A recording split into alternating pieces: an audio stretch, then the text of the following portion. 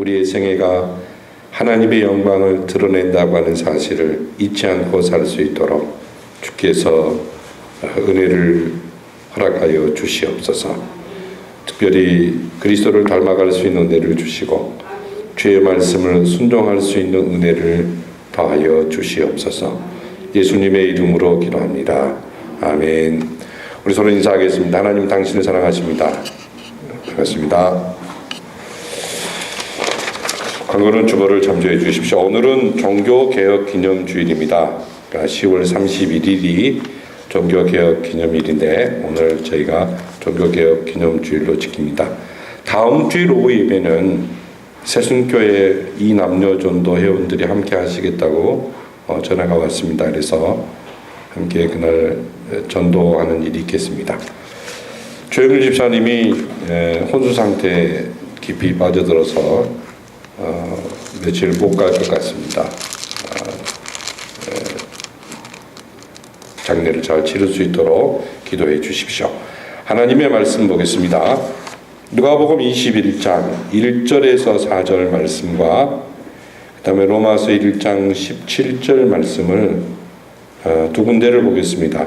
누가복음 21장 1절에서 4절에 있는 말씀 먼저 보고요. 그리고 로마서 1장 17절 말씀을 보겠습니다. 132쪽에 있습니다. 같이 봉독하겠습니다. 예수께서 눈을 들어 부자들이 헌금함에 헌금 넣는 것을 보시고 또 어떤 가난한 과부가 두 렙돈 넣는 것을 보시고 이르시되 내가 참으로 너희에게 말하노니 이 가난한 과부가 다른 모든 사람보다 많이 넣었도다. 저들은 그 풍족한 중에서 헌금을 넣었거니와 이 과부는 그 가난한 중에서 자기가 가지고 있는 생활비 전부를 넣었느니라 하시니라. 아멘. 로마서 1장 17절입니다. 다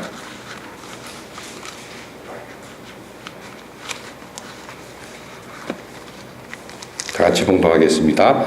복음에는 하나님의 의가 나타나서 믿음으로 믿음에 이르게 하나니 기록된 바 오직 의인은 믿음으로 말미암아 살리라 함과 같으니라.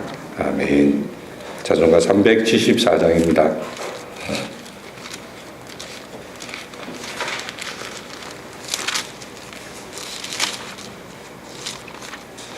1절, 3절, 4절을 부르겠습니다. 1절, 3절, 4절입니다.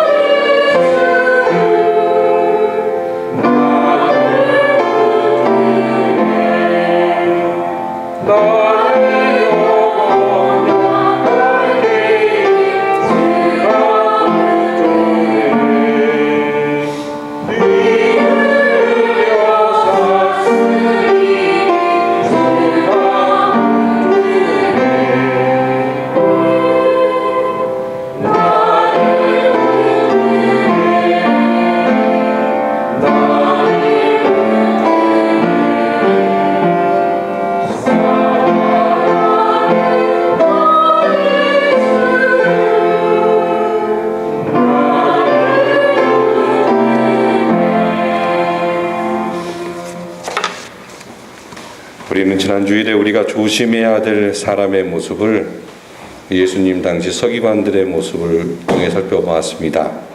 예수님은 우리가 조심해야 할 서기관들의 모습을 이렇게 말씀하셨습니다. 그들은 길다란 예복을 걸치고 다니는 것을 좋아하고 장터에서 인사받는 것을 즐기며 회당에서는 높은 자리를 찾고 잔치에 가면 윗자리에 앉으려 할 뿐 아니라 과부들의 가산을 등쳐먹으면서도 기도만큼은 남에게 보이려고 오래한다. 이렇게 말씀하셨습니다. 우리가 이 주님의 말씀을 통해서 자기를 과시하게 좋아하는 교만한 사람을 조심해야 함을 배웠습니다. 또한 선한 일을 하는 것처럼 위장하고 이 남의 재산을 가로채는 이 탐욕에 가득 찬 사람도 조심해야 함을 배웠습니다.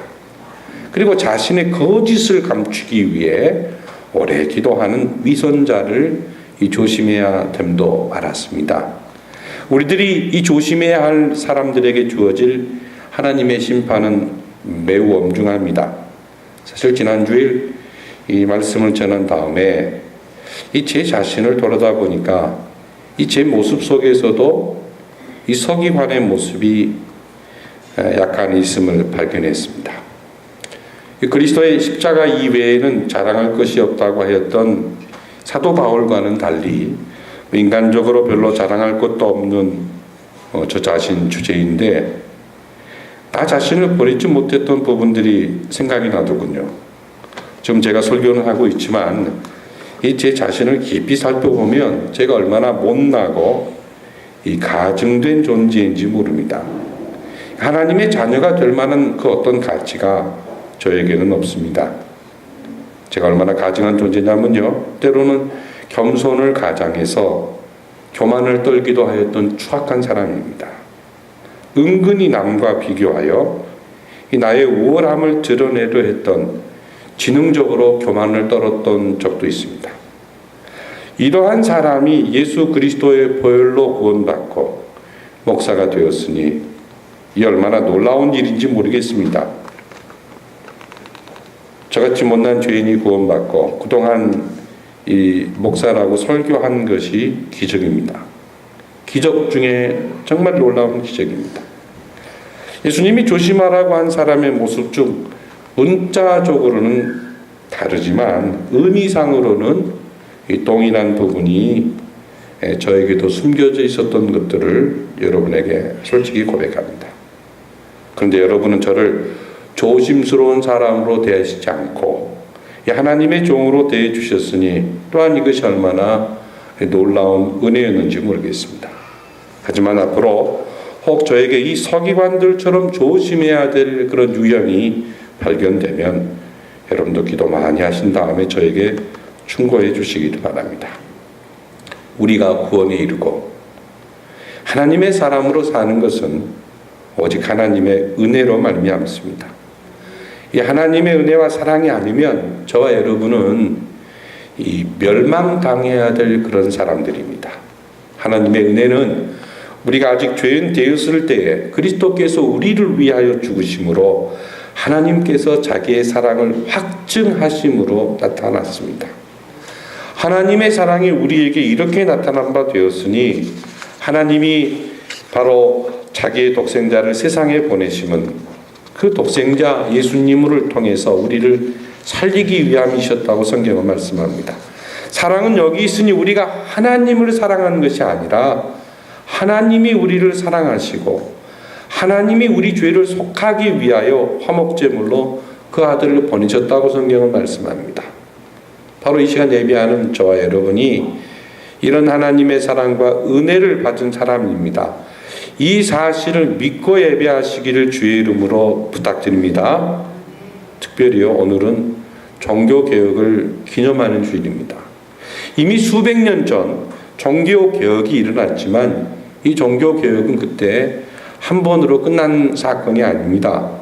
종교개혁은 루터와 칼빈을 중심해서 유럽에서 시작했지만 이 종교개혁은 예수님이 다시 오실 때까지 이 지상에서 계속 되어야 될 이 하나님 나라 백성들이 감당해야 될 과제입니다. 이 종교개혁이 왜 일어났습니까? 하나님의 은혜를 무시하고 인간의 공로를 구원의 조건으로 내건 교회의 타락이 그 원인입니다. 성경보다 교회의 권위를 우선한 것이 이유입니다. 하나님의 은혜로 인하여 믿음으로 구원 얻는 진리 대신에 인간의 공로와 행위를 구원의 조건으로 내건 교회의 타락이 종교개혁의 원인입니다. 교회 안에서 구약의 제사장들처럼 제사장 노릇하는 타 사제들의 타락이 그 원인입니다. 1517년 10월 31일 마틴 루터는 타락한 교회의 개혁을 위해서 독일 비텐베르크 대학 성벽에 종교개혁을 위한 95개 항의문을 붙이게 됩니다. 그리고 금년에 우리는 지금 495년째 되는 종교개혁 기념일을 며칠 후면 맞이하게 됩니다. 이 루터와 칼빈이 그 밖에 많은 종교개혁자들이 발견한 것은 구원은 하나님의 값없는 선물이요 인간의 공로가 전혀 아니라는 진리입니다. 구원은 하나님이 이루시고 우리에게 선물로 주신 것이지 인간이 전혀 구원을 획득할 수 없다고 하는 진리가 바로 그것입니다. 당시 로마 교회는 구원은 인간이 하는 선행의 공로에 의해 이 구원의 조건이 충족되어야 한다고 교인들에게 가르쳤습니다. 구원이 하나님이 주시는 선물이 아니라 인간이 노력해야 획득할 수 있는 것으로 교회는 이것을 가르쳤기 때문에 사람들은 이 속임수에 넘어가서 이 교회가 명령하는 것을 억지로 순종하며 구원받기를 원했습니다. 이 종교개혁이 일어날 당시는 르네상스의 물결을 따라 이 봉건 영주들이 무너지는 그런 시대입니다. 그러니까 이 봉건 영주들이 교황청과 야합해서 자신들의 그 기득권을 수호하려고 하는 이 봉건 제도가 무너지는 시민사회로의 대전환이 있었던 그런 시기입니다. 그리고 또한 영국의 존 이클리프나 보헤미아의 얀 후스를 통해서 성경이 번역이 되고 성경 번역이 전반적으로 확산되는 그런 시기였습니다. 이때 로마 교회는 교회의 잘못된 점을 반성하는 기미가 없이 오히려 자기들의 무지와 이 불의의 고집을 합리화했습니다. 더군다나 이 종교 권력을 더욱더 극대화하고 이 비신앙적이고 비성경적인 체제를 강화하기 위해서 수단과 방법을 가리지 않았는데 그 대표적인 로마 교회의 타락의 한 실예가 바로 베드로 대성당을 세우기 위한 건축 모금 운동이었습니다. 당시 교황은 레오 10세였는데 이 교황은 성 베드로 성당이라고 일컫는 그 베드로 성당 건축을 위하여 이 건축 모금 방법을 만들어내게 되는데 그것이 유명한 면제부, 속제부라고 하는 그 판매 제도였습니다. 로마 이 교황은 각 지역에 이 그 면제부를 판매할 판매책들을 두게 되고 그리고 그들을 통해서 건축원금을 모금하게 됩니다. 특히 이 독일 영내는 이 바로 당시 만치의 대감독이었던 알브레이트라고 하는 사람에게 주고요. 이 만치의 대주교였던 이 바로 알브레이트는 그 유명한 테첼이라고 하는 장사꾼에게 이 면제부를 판매하도록 면제부 판매권을 그에게 주게 됩니다. 그래서 이 면제부를 사람들이 팔게 되고 사람들은 그 면제부를 사게 되는 그런 현상이 벌어지게 됐습니다. 알브레이트 대주교로부터 권한을 위임받은 테첼이라고 하는 장사꾼이 자기의 부하들을 이끌고 독일 전역을 다니면서 면제부를 팔로 돌아다녔습니다. 당시 성경을 제대로 읽지도 않고 성경을 잘 알지도 못하고 로마 교회가 알려주는 것만 구원의 진리로 수용했던 이 무지한 백성들은 로마 교황청의 허락을 받고 행하는 이 종교적인 행위에 적극적으로 동참하고 그럴싸한 이 테첼의 거짓 선전과 웅변에 속아서 면제부를 사게 됐습니다. 당시 면제부를 팔 때 테첼은 이런 웅변을 했어요. 당신의 돈이 이 궤 속에 떨어지는 소리와 함께 당신의 죽은 부모가, 당신의 형제가 연옥에서 천국으로 날아갈 것입니다 하면서 사기극을 벌였습니다. 이 어처구니 없는 거짓말을 하게 됐습니다. 사람들은 이 사기에 속아서 면죄부를 사게 됐는데 얼마나 많은 사람들이 몰려들어 조상의 구원을 소망했는가 하면 새벽부터 밤늦게까지 그 면죄부를 사기 위해 줄을 섰다라고 하는 기가 막힌 기록도 있습니다. 이런 사기극을 보면서도 많은 고위 관리와 신학자들이 항변을 하지 못했습니다.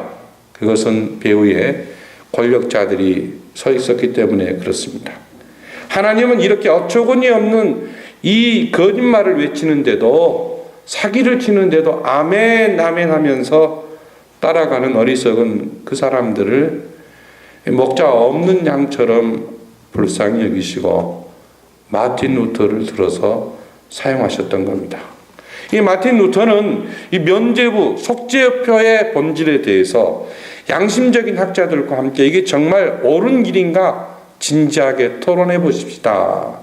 토론을 제안하는 95개 조항의 항의서를 바로 비텐베르크 대학 성벽에 붙이게 된 겁니다. 젊은 사제가 한 일이었지만 이 일은 독일 전역은 물론 전 유럽에 큰 영향을 미치게 됩니다. 그리고 숨어서 하나님을 바르게 섬기기를 원했던 수많은 양심적인 개혁자들을 부추기는 일이 되어버립니다. 이 종교개혁이 왜 이렇게 중요한가? 이 종교개혁은요, 하나님의 구원 경륜이 온 우주에 완벽하게 드러나는 사건이었기 때문에 중요한 겁니다. 당시 종교개혁자들이 발견한 것은, 우리 인간이 구원받는 것은 하나님의 값없는 선물이요, 인간의 공로가 전혀 아니라고 하는 진리였습니다.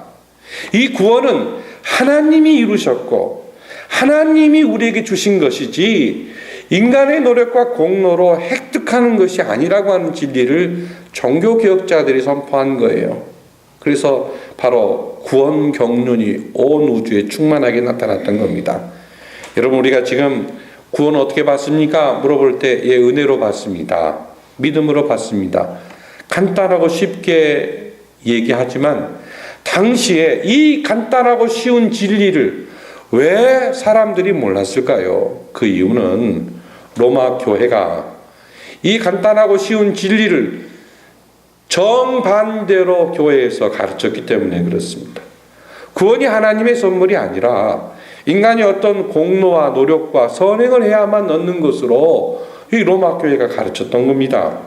그래서 종교개혁자 마틴 루터도 내가 어떻게 해야 구원에 이를 줄 알고 한때 그가 피나는 노력을 했습니다. 로마 교회의 가르침대로 구원받기 위해서 피나는 신앙적인 노력을 했다는 겁니다. 피나는 노력을 했지만 루터가 깨달은 것은 이렇게 한다고 구원받지 못한다는 것을 그가 알게 되고, 이렇게 할수록 더욱더 나는 괴롭다라고 하는 것을 발견하게 된 거예요. 그때 성경 우리가 읽었던 로마서 1장 17절 말씀이 이 마틴 루터를 깨웠습니다. 복음에는 하나님의 의가 나타나서 믿음으로 믿음에 이르게 하나니 기록된 바 오직 의인은 믿음으로 말미암아 믿음으로 살리라 함과 같으니라. 죄인이 의인이 되는 길이 행함과 노력으로 되는 것이 아니고 오직 은혜로, 오직 믿음으로 된다고 하는 진리가 루터에게 임했던 겁니다. 루터가 그때 그렇다, 그렇구나, 나는 노력으로 공로로 나를 구원할 수 없다, 나는 나를 구원할 지혜와 능력이 전혀 없다, 이걸 알게 된 겁니다. 그리고 하나님의 구원의 선물을 그냥 믿음으로 받게 된 겁니다. 나를 대신하여 구원의 경륜을 이루신 그 하나님의 역사를 받아들이게 된 겁니다.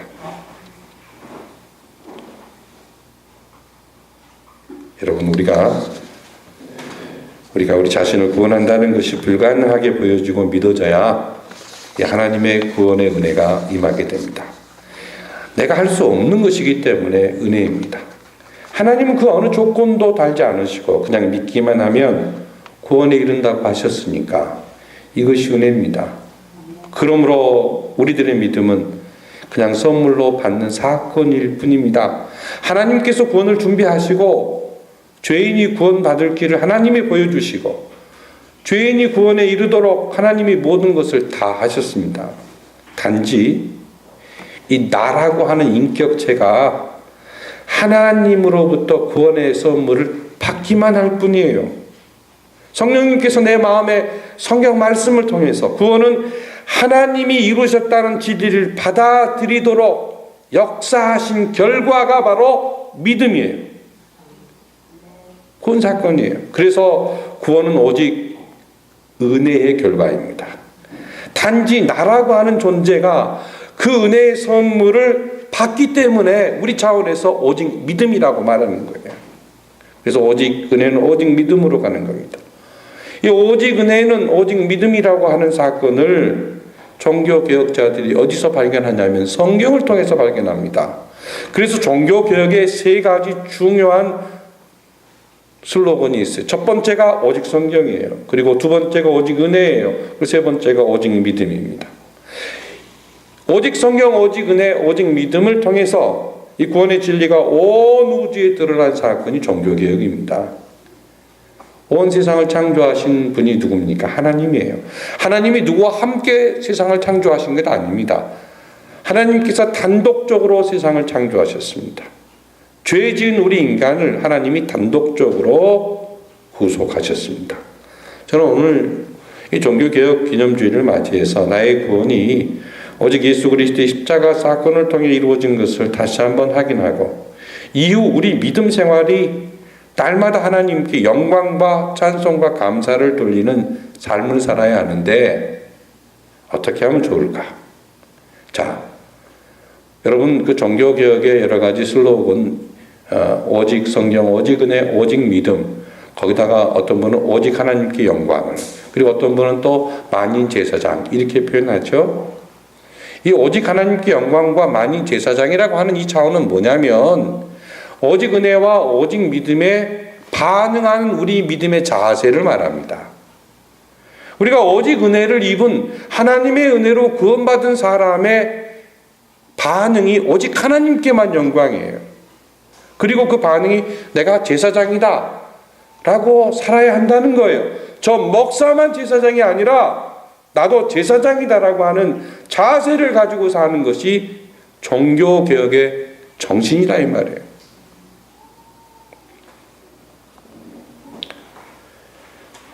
하나님께서 우리를 구원하신 그 사건, 하나님이 준비하시고 이루신 사건은 하나님이 인간의 몸을 입고 오시어 내 죄를 대신 담당하신 사건입니다. 내 죄를 담당하신 그 십자가의 사건은 죄의 값을 이루신 형벌이었습니다. 인간이 도무지 이룰 수 없기 때문에 하나님이 죽으시고 우리 구원을 이루셨습니다. 자, 오늘 성경 봉독을 두 군데를 봉독했습니다. 로마서를 강의하는 도중에 종교개혁주의를 맞이해서 죄송합니다. 자꾸 이렇게 말을 실수하네. 지난주부터 제가 이렇게 말을 이렇게 설교 시간에 이렇게 실수한다고 집사람이 지적을 하더라고요. 기도해 주십시오. 말이 어눌하지 않도록.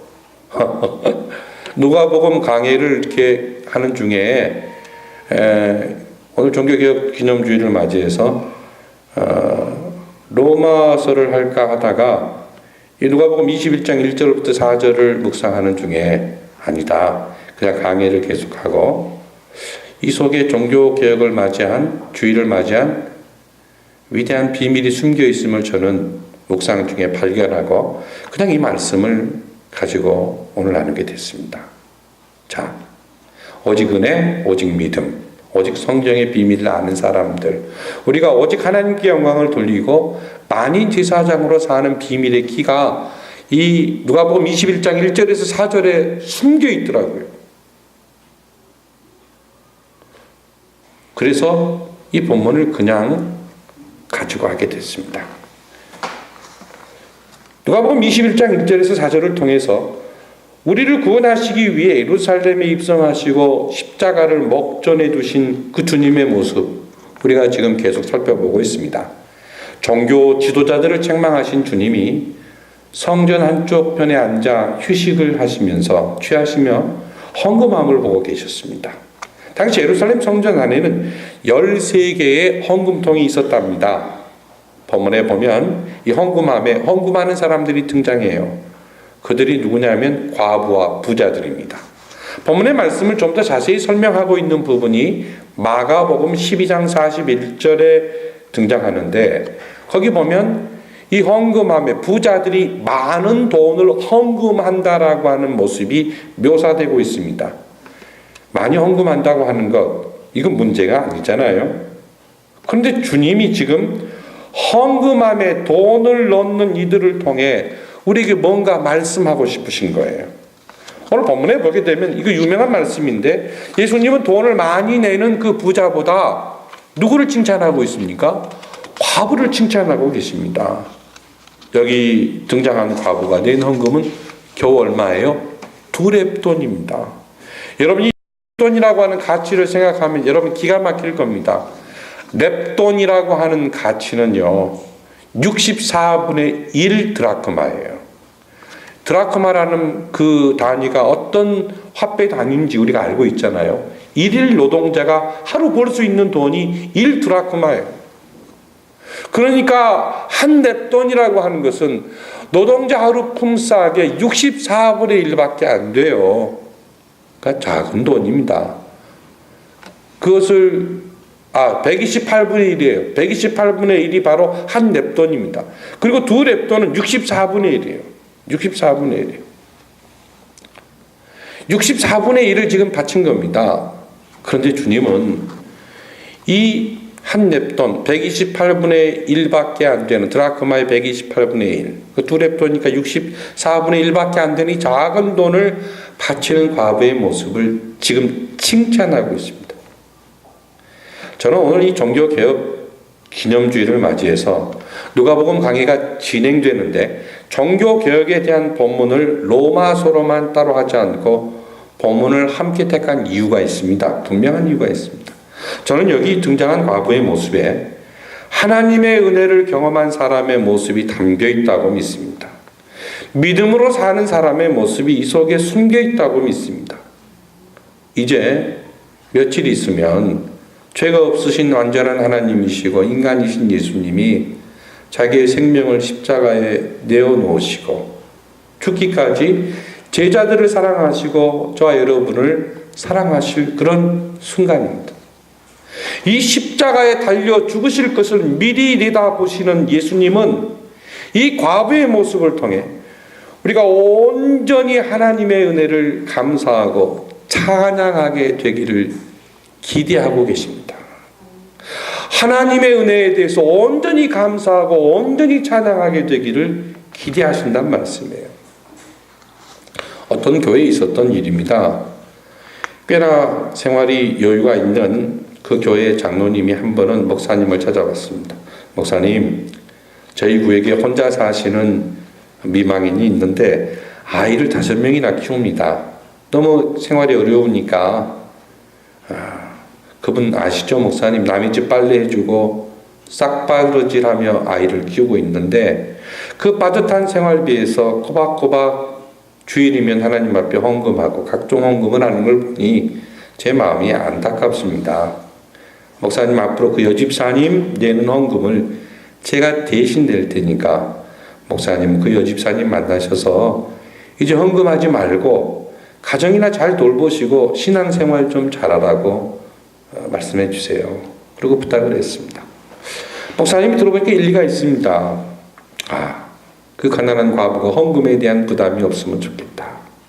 목사가 그렇게 생각하고 어느 날 그 집사님을 불렀습니다. 집사님, 우리 교회에 좀 생활의 여유가 있고 좋은 장로님이 계시는데 집사님 어려운 것을 보고 헌금을 대신 내주겠다고 하니까 저와 장로님과 집사님만 압니다. 아무도 모릅니다. 비밀 지키겠습니다. 이제 앞으로 헌금 부담 갖지 마시고 아이들만 잘 키우십시오. 목사님은 이렇게 말하면 집사님이 감동하고 좋아할 줄 알았습니다. 그렇게 얘기했어요. 그런데 말을 한 순간 이 집사님이 목을 놓아 엉엉 우는 겁니다. 엉엉 우는 거예요. 아니, 집사님 왜 우십니까? 그 여집사 하는 말이, 목사님, 제가 이렇게 아무리 어렵게 살아도 일주일 동안 열심히 일해서 주일날 하나님 앞에 와서 제가 충성스럽게 준비한 이 헌금을 드리는 것이 혼자 사는 제 인생의 가장 큰 축복이고 가장 큰 기쁨인데 어떻게 그 기쁨을 뺏어가실 수 있죠? 그 기쁨을 뺏어가시면 제가 앞으로 어떻게 살라고요?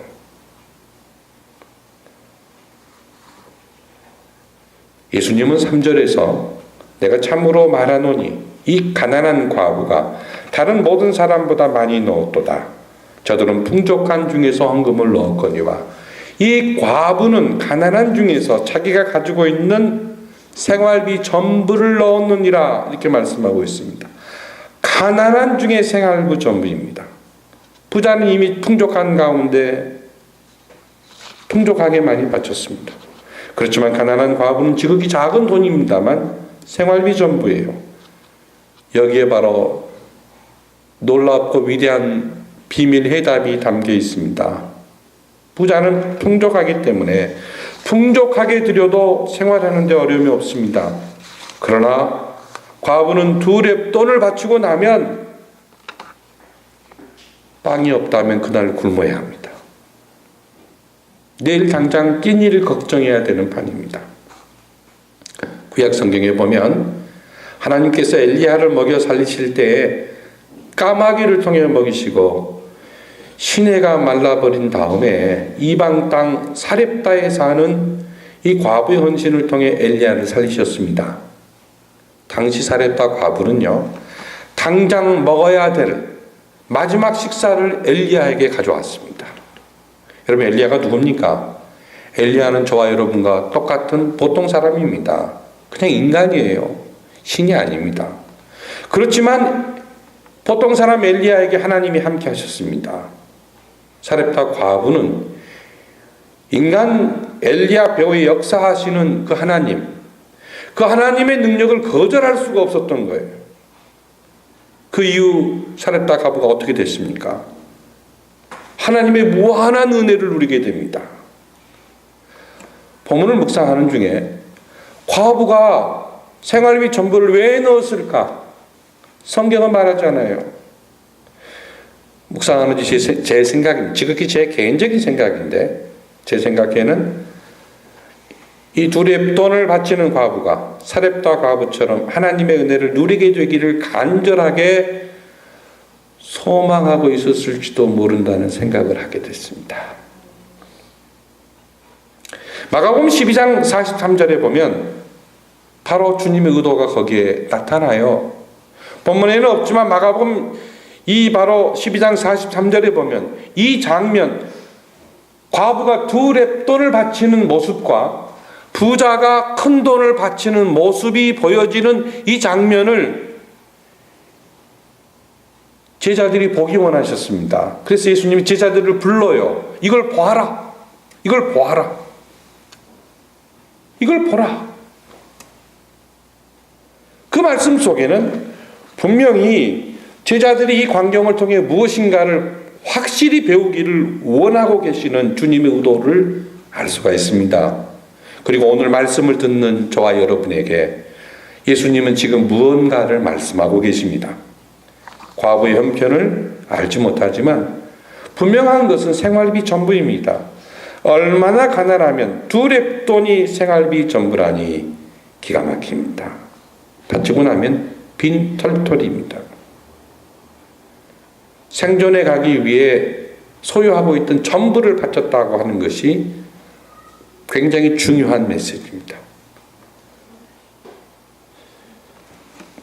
지금 과부는 생존해 가는 모든 근거를 하나님께 바침으로 이 과부는 철저히 절대 하나님만 신뢰하고 있는 모습을 보이는 겁니다. 이걸 제자들이 보기를 원하셨습니다. 1982년도 추수감사절에 있었던 일입니다. 당시 저희 아버지는 신학교를 졸업하시고 육지에서 2시간 반 떨어진 섬으로 개척하기 위해 떠나셨습니다. 당시 제가 몸이 아주 많이 아팠습니다. 그래서 아버님 신학교 동창 목사님 댁에 6개월 동안을 거기서 머물며 산 적이 있습니다. 그리고 어린 나이에 교회를 잠깐 교사로 섬긴 적이 있습니다.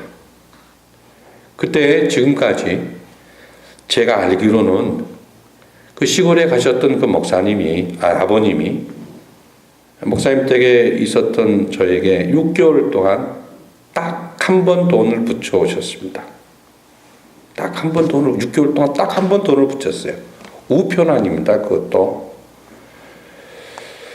그런데 중간에 여러 번 붙였다면 우편안이 도난당한 것인지 아니면 진짜로 한 번밖에 돈을 붙인 건지 아닌지 30년이 지났습니다만 어떤 것이 사실일까 알고 싶은 궁금증도 있지만 행여 부모님 마음 상하실까, 없어졌다면 또 그 집 목사님을 제가 의심하는 그런 또 서운해하는 마음을 갖지 않을까 해서 아직까지 내가 여쭤보지 않고 있습니다. 물어보지 않고 있어요. 혹시 이번에 동영상을 보시면 다음에 얘기하실지도 모르겠습니다. 당시 이 추수감사절이 바로 내일인 오늘 토요일입니다. 제 호주머니에는 여러분 500원짜리 지폐 보셨어요? 500원짜리 지폐 한 장이 있었습니다. 그게 제 재산의 전부였습니다.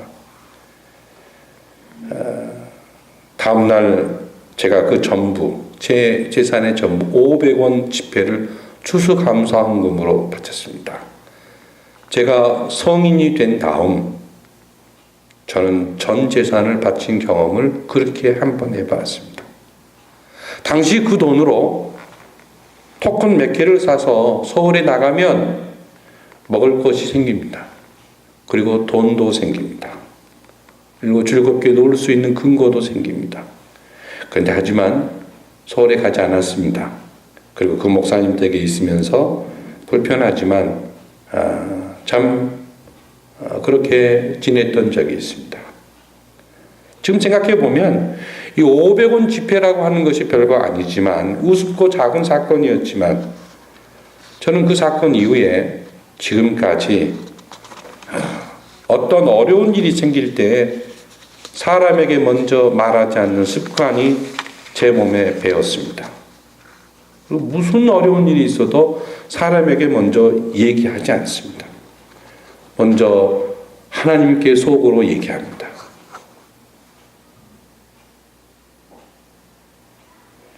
믿음으로 산다라고 하는 것은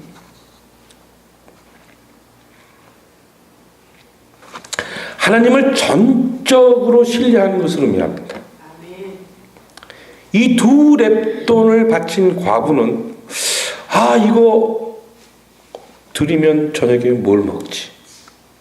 걱정해야 되는 그런 긴박한 상황이에요. 예수님이 왜 이 지금 두 랩돈을 드리는 과부를 보라고 했을까요? 제자들에게. 종교개혁의 정신을 여러분 잘 아셔야 됩니다. 그래서 저는 신학생들에게는 목사 되기를 원하지 말아라. 교인들에게는 집사 되기를 원하지 말아라.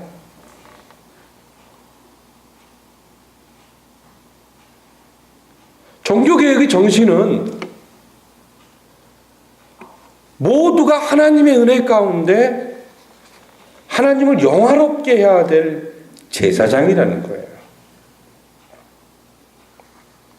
그래서 사랑하는 제자들에게 말씀하시기 이렇게 말씀하셨어요.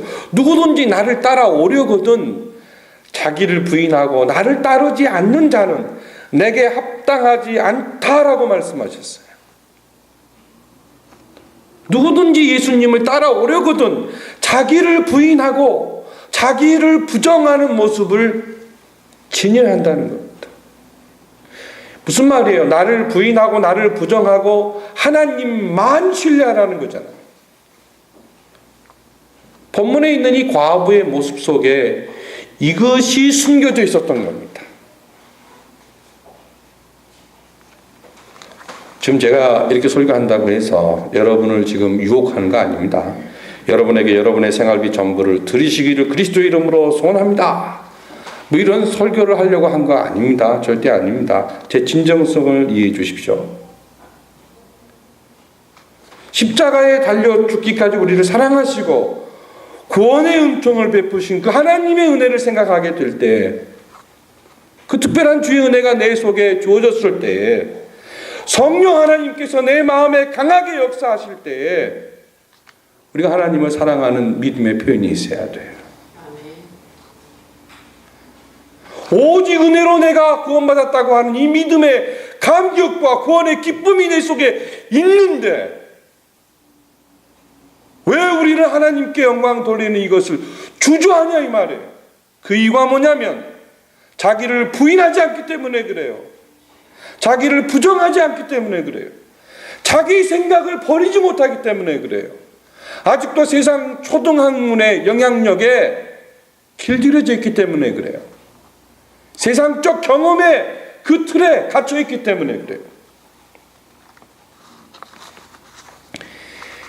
약삭 바른 두뇌로는요, 절대 하나님의 구원의 은혜에 감사해, 구원의 은혜에 대해 감사와 찬양을 온전히 드릴 수 없음을 기억하시기 바랍니다. 세상 초등학문으로도 절대 하나님의 구원의 은혜에 대해 온전한 감사와 찬양을 드릴 수 없습니다. 십자가에서 온전히 아버지께 자신을 의탁하셨던 예수님, 그 예수님은 지금 과부가 생활비 전부를 드렸다는 말씀을 통해 우리가 어떤 신앙의 모습을 갖게 되기를 원하실까요?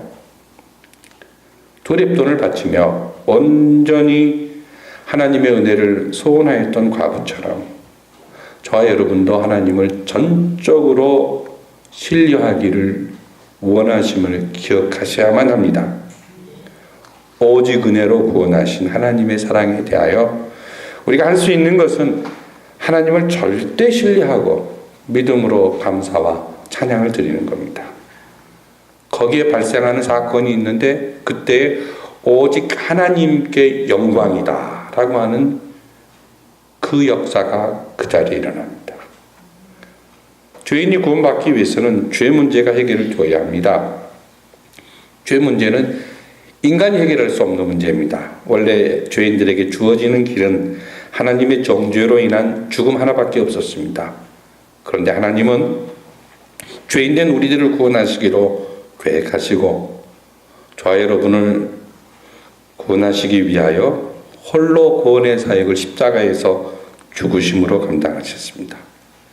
이 구원의 은총을 입은 우리들이 어떻게 살아야 합니까? 겨우 두 렙돈이었지만 생활비 전부를 드릴 수 있었던 이 과부의 믿음이 우리에게 필요합니다. 이 믿음이 뭡니까? 하나님을 절대 신뢰하는 믿음이에요. 하나님을 절대 신뢰하는 믿음이에요. 자기를 부인하는 믿음이에요. 자기를 부정하는 믿음이에요. 내 생각과 지혜를 내려놓는 믿음이에요. 내 계산법을 내려놓는 거예요.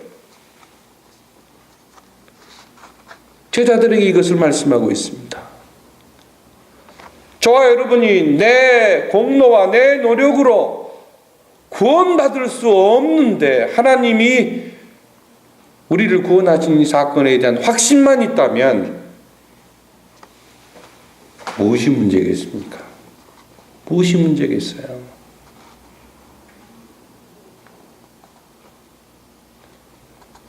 요즘에 줄기세포 의학 발전을 통해서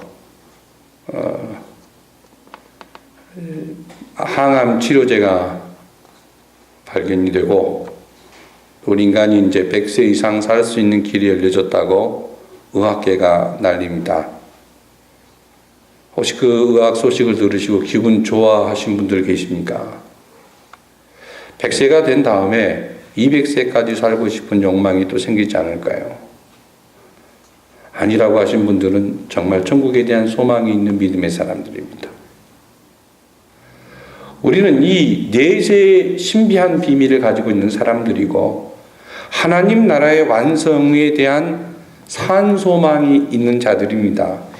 이 지상에 썩어져 없어질 것에 목매이는, 거기에만 목을 메고 사는 사람은 아니라 이 말이에요.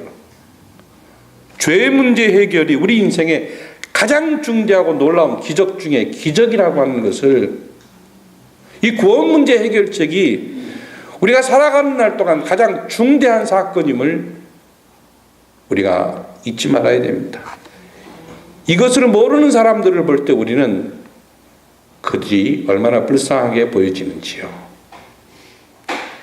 너무 단순하고 쉽고 간단한 진리인데 이것이 바로 우리에게서 적용되었다고 하는 것이 얼마나 놀랍고 귀한 일입니까? 성령 하나님께서 우리를 감동시켜 주었기 때문에 그렇습니다. 그리스도로 인하여 사랑하는 형제 자매 여러분, 우리는 그리스도의 십자가의 구속을 통해 무한하신 하나님의 은혜를 경험한 사람들입니다. 오직 은혜로 구원받은 이 구원의 기쁨이 우리 생애에서 찬양과 감사로 충만히 나타나 오직 하나님께만 영광 돌리는 그 위대한 비밀의 기가 바로 저는 이 누가복음 21장 1절에서 4절에 숨겨져 있다고 믿습니다. 이 하나님을 전적으로 신뢰하는 이 모습 가지고 이 믿음으로 우리가 살아갈 때 오직 은혜에 보답함으로 하나님께 영광 돌리는 그 놀라운 진짜 복, 진짜 은혜가 우리 생애 가운데 충만하게 나타나게 되기를 예수님의 이름으로 소원합니다. 기도하겠습니다. 하나님 아버지, 그리스도의 십자가의 구속을 통해 무한한 하나님의 사랑과 은혜를 저희가 경험하게 해주시고 확신하게 해주시니 감사합니다. 이제 오직 은혜를 경험한 사람답게 하나님을 절대 신뢰하며 살 수 있도록 도와주시옵소서. 참으로 하나님을 사랑하며 살 수 있도록 도와주시옵소서. 오직 은혜로 구원받은 이 진리를 알지만 아직도 우리가 온전히 그리스도를 닮지 못해서 우리 속에는 전쟁이 날마다 일어나고 있는 것을 하나님 아십니다. 하나님이 구원 이후에 모든 일을 하나님 스스로 다 하실 수 있지만 우리를 너무 인격적으로 사랑하시고 우리에게 기대하시는 바가 커서 그 은혜에 보답하는 믿음의 생애를 주님 기다리고 있는 줄 압니다. 전능하신 하나님, 하나님께 영광을 돌리기 위해 주님, 내가 나를 기대하고 남편을 기대하고 자식과 내가 배운 학문과 내가 가지고 있는 돈을 기대하지 않게 해주시며 오직 하나님만 절대 신뢰하고 의지하며 믿음으로 살게 주시옵소서. 누구든지 나를 따라오려거든 자기를 부인하고 나를 쫓지 않는 자는 내게 합당치 않다고 말씀하셨던 그 예수 그리스도의 말씀이 실제로 우리의 생애에서 순종되어지고 적용되어질 수 있도록 성령 하나님 우리에게 새 힘을 허락해 주시옵소서. 예수님의 이름으로 기도합니다. 아멘. 399장입니다. 399장 말씀 생각하시면서 같이 부르겠습니다.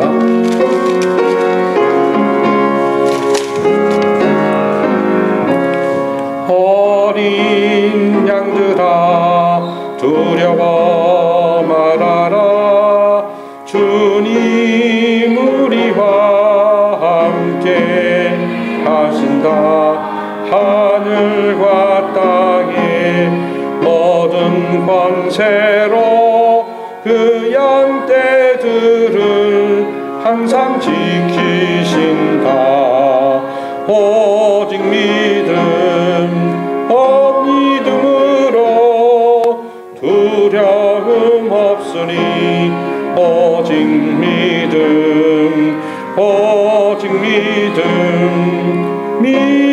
믿음으로 두려움 없으니 오직 믿음. 어린 양들아 두려워 말아라. 주가 내 갈 길 인도하신다.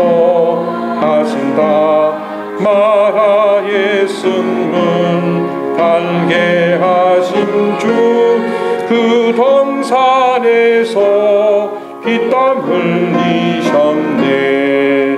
오직 믿음으로 두려움 없으리. 오직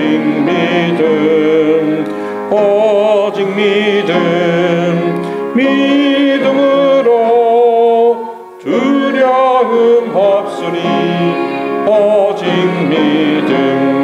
어린 양들아 두려워 말아라. 주님 언제나 함께 하신다. 고난과 역경 환난 중에도 능력의 주님 너를 지키신다. 오직 믿음으로 두려움 없으니. 오직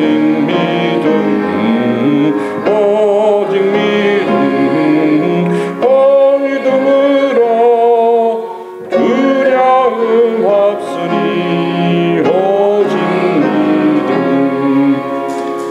다시 부르겠습니다. 찬양 자주 안 불렀던 모양입니다. 이 찬양 399장 2절과 3절 부르시는데, 믿음으로 사는 것이 얼마나 좋고 놀라운 일인가를 머릿속으로 상상하시면서 다시 불러보십시다. 2절과 3절입니다.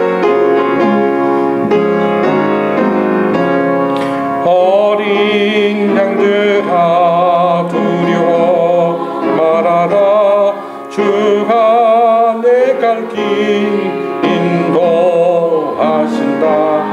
마라 예수님 달게 하신 주 그 동산에서 피땀 흘리셨네.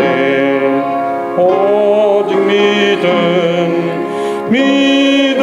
믿음으로 두려움 없으리. 오직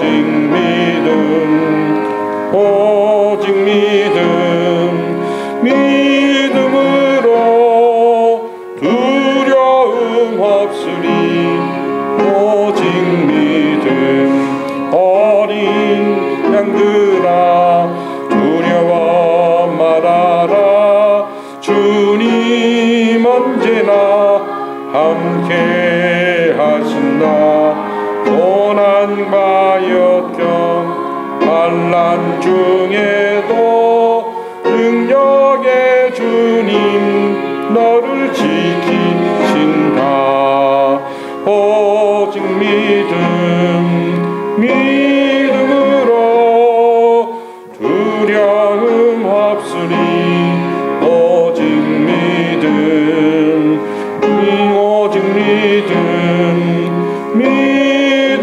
믿음으로 두려움 없으니. 오직 믿음. 기도하겠습니다.